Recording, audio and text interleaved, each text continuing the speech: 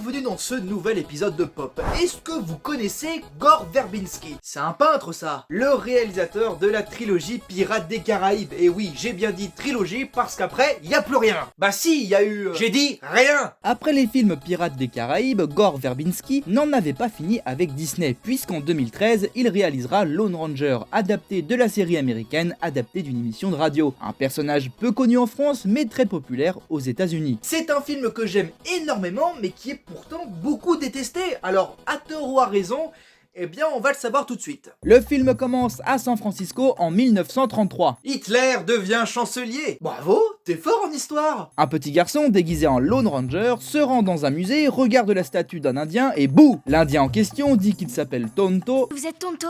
Le vrai Tonto? Pourquoi il y en a un faux? L'acolyte du vrai Lone Ranger, et nous raconte son histoire, la genèse de Lone Ranger. Alors, direction le Far West en 1869. Soit 20 ans avant la naissance d'Hitler. Alors, tu m'impressionnes, hein, mais arrête. En pleine construction du chemin de fer, nous faisons la rencontre du maire Latham Cole, qui fait un grand discours sur le chemin de fer. Parce que c'est notre projet! Il annonce le retour d'un célèbre hors-la-loi qui va se faire ramener par le prochain train et... On lui pèlera le jonc comme au bailli du Limousin. Dans ce même train, nous rencontrons John Reed, le héros de l'histoire. Un homme de loi qui a fait ses études dans la grande ville et qui revient dans son village de Bouzeux pour y faire régner la loi. Mais pacifiquement. Connaissant l'époque, c'est pas gagné, tu m'étonnes. Donc dans un wagon, on retrouve le célèbre bandit Butch Cavendish, enchaîné aux côtés de Tonto. Le vrai Tonto? Mais Butch n'a pas l'intention de se laisser faire. Un complice dont on ignore encore l'identité a caché un flingue pour lui dans le sol du wagon. Et grâce à un habile stratagème, Patron, je veux pisser. il bute les gardiens. Au même moment, les hommes de Butch grimpent sur le train. John le remarque et part voir ce qu'il se passe. Butch s'apprête à buter Tonto, mais John intervient et l'Indien en profite pour inverser la situation. Le temps est enfin venu, Wendigo. Sauf qu'il se fait désarmer par John. Il rattache le criminel. Je peux vous assurer que là où nous allons, les hommes armés n'auront pas leur place. Ah ouais? Eh oui, le va.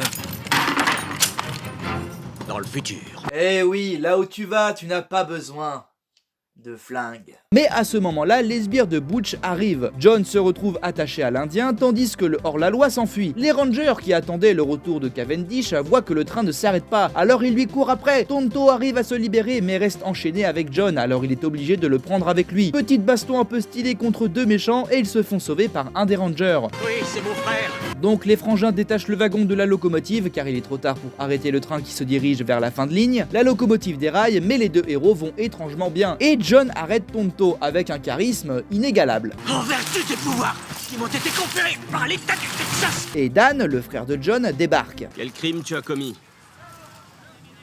Indien. Non, tu n'es pas indien. Tu es blanc, Alphonse Blanc, merde! De retour en ville, John revoit Rebecca, la femme de son frère, avec qui il a l'air d'avoir vécu une certaine idylle. Quoi? Ils ont baisé? Ah, mais pourquoi tu l'as pas dit tout de suite? Dan et ses rangers s'apprêtent à partir sur la piste de Butch. Il fait de John un ranger et ils partent sur la piste du criminel en cavale. Les Indiens l'appellent l'esprit cheval. Bah oui, ils vont pas l'appeler l'esprit ornithorynque. Donc, après qu'un des rangers ait filé le prospectus d'un club de striptease à John, Qu'est-ce que c'est? Un dancing? Ouais, un dancing. Les divas du dancing, les divas du dancing, les cinglés du mambo. Celles qu'on ne verra jamais danser dans les discos. ils se font prendre en embuscade dans un canyon par Butch et ses hommes. John se fait tirer dessus et Dan se fait buter par Butch. T'aurais pas dû revenir, John. T'es sûr que tu veux dire ça en dernière parole? Tu te rappelles quand je te faisais des tartines de Nutella pour le goûter quand on était petit? En fait, à l'intérieur, je mettais du caca. Oh, mais pas du caca d'animal que je trouvais dans la rue comme ça, non. C'était ma propre merde. En fait, j'allais aux toilettes, je mettais du papier alu dans la cuvette et je chiais dedans et hop, dans ta tartoche. Ce qu'on riait.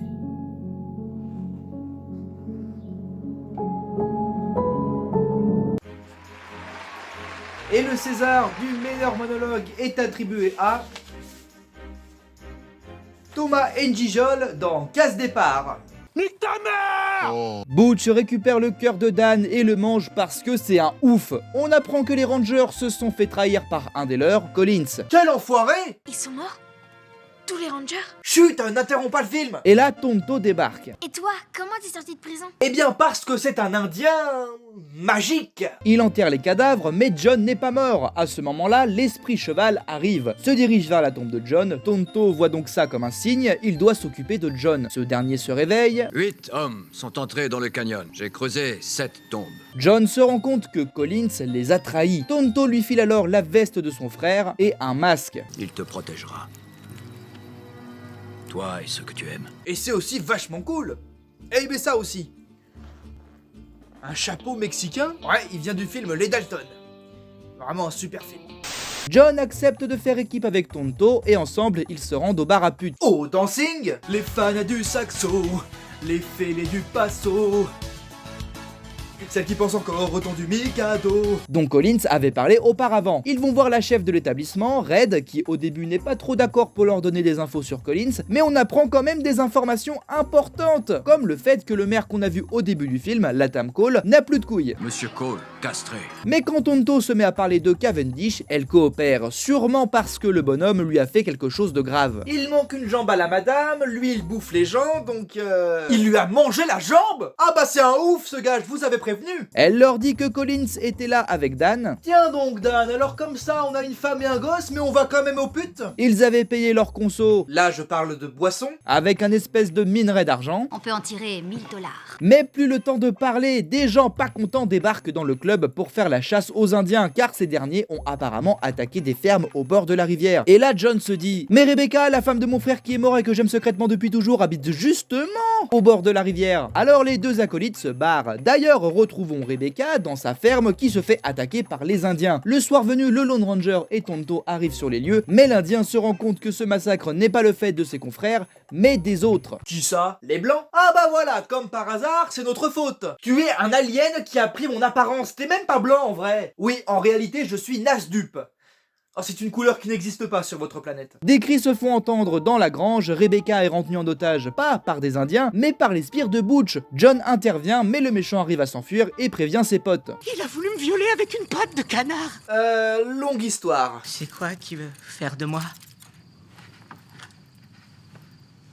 Pas si longue en vrai. Les faux Indiens foutent le feu à la grange, mais le Lone Ranger arrive à bout des méchants, sauf un qui s'enfuit. Tonto renvoie une des montures des ennemis vers son point de départ afin de pouvoir la suivre jusqu'au repère de Butch. En attendant, on retrouve le hors-la-loi avec Rebecca. Cavendish fait son gros méchant. J'ai tué ton mari et j'ai mangé son cœur parce que je suis très très méchant. Et là débarque le rescapé de la nuit dernière. Le sbire pense qu'il s'agit de Dan, le frère de John. Collins, le traître, est chargé de tuer Rebecca et son fils, mais rempli de regrets, il décide de les laisser partir, sauf qu'un inconnu arrive et bute Collins. En attendant, retrouvons John et Tonto. L'Indien trouve des rails de train en territoire indien et John se prend une flèche. Au même moment, le maire, Latam Cole, fait un discours sur le fait que les Indiens sont des enfoirés. Et tiens, ton traité de paix là, dans ton cul mon gars, dans ton cul. On va construire des rails sur ton territoire et make America great again. Retrouvons les aventures de John et Tonto chez les Comanches. Mais c'est pas eux qui ont attaqué les fermiers. Vas-tu cesser d'interrompre le film? John parle avec le chef. Son esprit est cassé. Mais il a des lunettes, cet indien. Et le chef indien raconte la vraie histoire de Tonto. Attends, mais du coup le film c'est une histoire racontée par Tonto dans laquelle un personnage raconte son histoire à lui. On reviendra là-dessus plus tard. Donc c'est l'histoire d'un petit enfant qui trouva deux blancs dans le désert. Il guida ces deux inconnus jusqu'à son village où ils trouvèrent un minerai d'argent, le même avec lequel Dan a payé chez Red. En échange d'une montre à gousset, le petit enfant montre la source où se trouve tout le minerai. Et comme il voulait que l'endroit reste inconnu de tous, les deux blancs massacrent toute la tribu de Tonto, qui jura de se venger car un des deux Tipex était Butch Cavendish. Voilà. Donc le chef des Indiens décide d'enterrer le vengeur masqué et son ami Peau-Rouge avant de partir car la cavalerie débarque. L'esprit cheval vient à la rescousse de John qui décide de laisser Tonto dans sa merde. Lui, il va dans la mine où se trouve le minerai d'argent, sauf que... Là où commence la rivière.